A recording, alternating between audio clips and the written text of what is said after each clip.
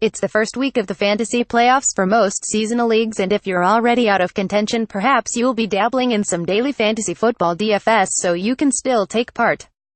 Well, look no further, as I have you covered with some of my top picks as well as value plays for week 14 to help you get the most bang for your buck. Week 13 was of the hit and miss variety. I had a few nice lineups, but put together plenty of duds too. Hopey you were able to benefit from some of my picks and my advice didn't completely ruin your week. For week 14, I am focusing on a GPP-ready pot.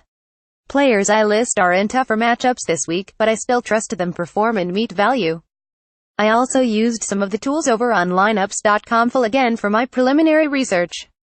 This site is free and offers data that other sites may not have access to or provide. Checking box scores alone isn't always enough. If a player is getting more touches or targets in the red zone, for example, they are more appealing than players who had one huge play and outscored others.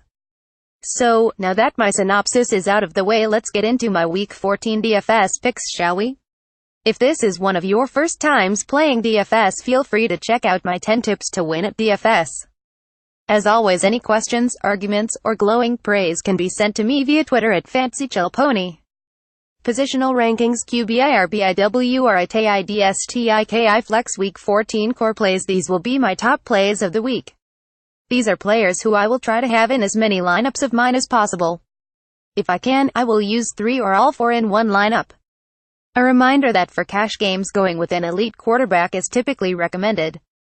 If you go value at quarterback, he must meet value for your loaded lineup to be worth it. QB Russell Wilson, Seattle at Jacksonville $7,700, FanDuel $6,200, Draftkings. Wilson once again started slow and came on strong later in the game. He is a top 3 fantasy quarterback each and every week, and with a modest running game now he is more of a threat throwing the ball. He is in a very tough matchup with the Jaguars defense, which has been playing very well this season. Top receiving option Doug Baldwin may be taking a hit somewhat, but he moves around plenty as well, so he may not draw a shutdown corner the entire game. For GPP purposes, he should be lower owned as well. Another plus. Either way, Wilson does it all, and matchup isn't enough to scare me away, and his price because of the matchup is very tasty. RB Lamar Miller, Houston vs. San Francisco $6,600, FanDuel $5,800, Draftkings. Miller also is underpriced for his modest production over his last 5 games. He has accumulated double-digit Draftkings points in 5 of his last 6, and has 2 games with more than 18 in that same span. He will usually snag a catch or 2 as well each week, so there is enough volume and production to make him a solid play with high floor. With the receiving options I want to pay up for this week, Miller is likely to not be a popular choice, even though he's facing one of the most generous teams to opposing RBs. Sign me up. WRAJ Green, Cincinnati vs. Chicago $8,300, FanDuel $7,300, Draftkings. The Bears have been middle of the pack against the pass this season, and we all just saw what Green did on Monday night to a defense that's considered better. Green should be considered matchup-proof either way, and he comes in at a low enough price for him to be one of my locks in Week 14. He may not see 16 targets again, but you never know. Even 8 or 9 would seem to be enough for him to produce each and every week. WR Adam Thielen, Minnesota at Carolina $7,500, FanDuel $7,200, Draftkings. Thielen and the Vikings' receivers were quiet, all things considered, in Week 13. Whether that will reduce his ownership this week or not remains to be seen, but the Panthers' secondary is among the worst ranked in the league, and Thielen should once again see a ton of looks.